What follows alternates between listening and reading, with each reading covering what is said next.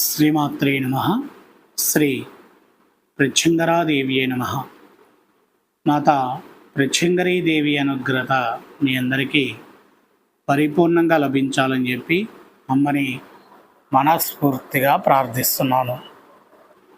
అలానే వరుడు ఏ విధమైనటువంటి గుణముతో ఉండాలి అని కన్య కోరుకుంటుందో ఆ విధమైనటువంటి వరుడు, ఆ విధమైనటువంటి విధానముతో ఉన్నటువంటి గుణగణాలు అందుకునేటటువంటి విధానాన్ని కూడా భువనేశ్వరీ దేవి మాత పూజాది హోమంలో చెప్పబడినటువంటి విషయం. ఇక వివాహము కుదిరింది, ఎంగేజ్మెంటు అయిపోయింది. తన భర్త కోసము, తన భార్య కోసము ఆ ఇరుగురు కూడా ఎన్నో ఆశలు చిగురిస్తూ ఉంటాయి.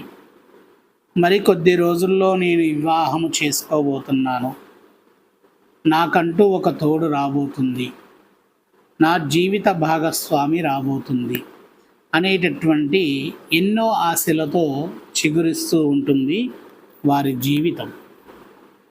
ఆ చిగురించేటటువంటి జీవితము, ఆ ఆశలు అన్నీ కూడా అలానే కొనసాగాలి అనుకునేటటువంటి వారు మీరు భువనేశ్వరీదేవి మాత హోమంలో పాలు, పెరుగు, తేనె ఈ 3 ద్రవ్యాలని చక్కగా కలిపి ఆవు నెయ్యితో హోమ కార్యక్రమాన్ని తల్లిదండ్రులను సమేతంగా కూర్చొని హోమాన్ని నిర్వహించితే రాబోయేటటువంటి వధువు కానీ వరుడు కానీ విశేషమైనటువంటి తను అనుకున్నటువంటి తన ఆశలకు సహకరించేటటువంటి వధువుగా వరుడుగా కలిసిమెలిసి జీవించే విధానాన్ని పొందేటటువంటి అవకాశము ఉంది.